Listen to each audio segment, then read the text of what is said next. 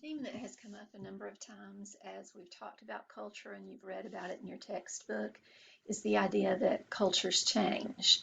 U.S. culture today, of course, is not exactly like it was 200 years ago, and there are different factors that can lead to cultural change, but two important ones are innovation and diffusion.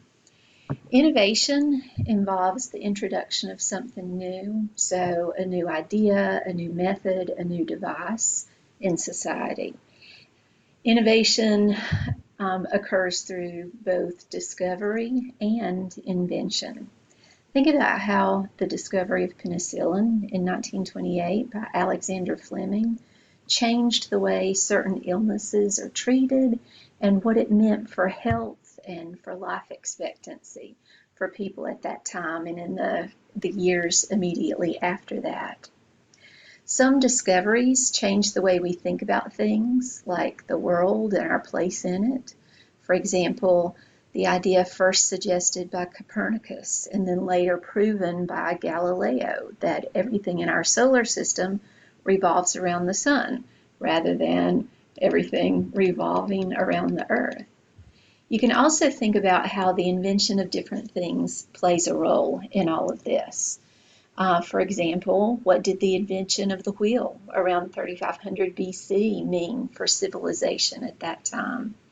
And what about Gutenberg's printing press in 1440?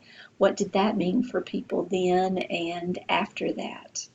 So maybe you can think of examples of discoveries and inventions that have come about in your lifetime that have had a significant impact on culture. Diffusion is also part of cultural change, and diffusion involves the spread of elements from one culture to another. And two big drivers of diffusion are globalization and technology. Globalization involves the movement of people and the exchange of goods and services between different parts of the world. And of course, technology allows for both travel and connection between different cultures. We're more easily connected to other cultures through technology, so we have much greater exposure to other cultures and their practices than was the case earlier in history. Of course, people debate about change in culture, both about whether it's good or bad, and also about how much cultural change there should be. There can be issues associated with cultural change, and these issues, at least in part, may be due to what we call cultural integration.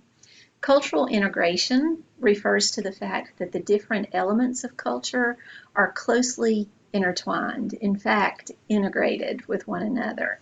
And as a result, when there are changes in one part of culture, it often results in changes, or at the least, the need for changes in other elements of culture as well.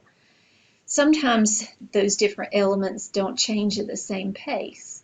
And that's what American sociologist William Ogburn referred to as cultural lag in his 1922 book, Social Change with Respect to Culture and Nature.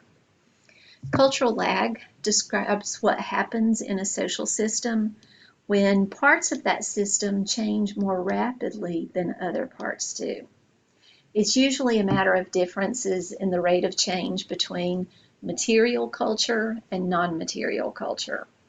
For the most part, material culture, you might think of technology, has a tendency to change more quickly than the non-material culture. So our values, our beliefs, our norms, and our ways of thinking.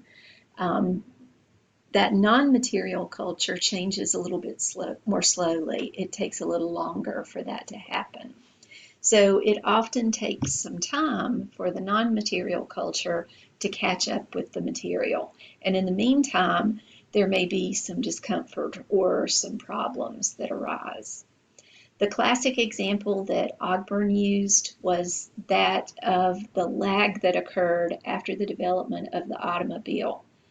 It took some time after that for social institutions and customs of road building to adapt to the ability of these new cars to travel much faster than horses and older car models were able to travel.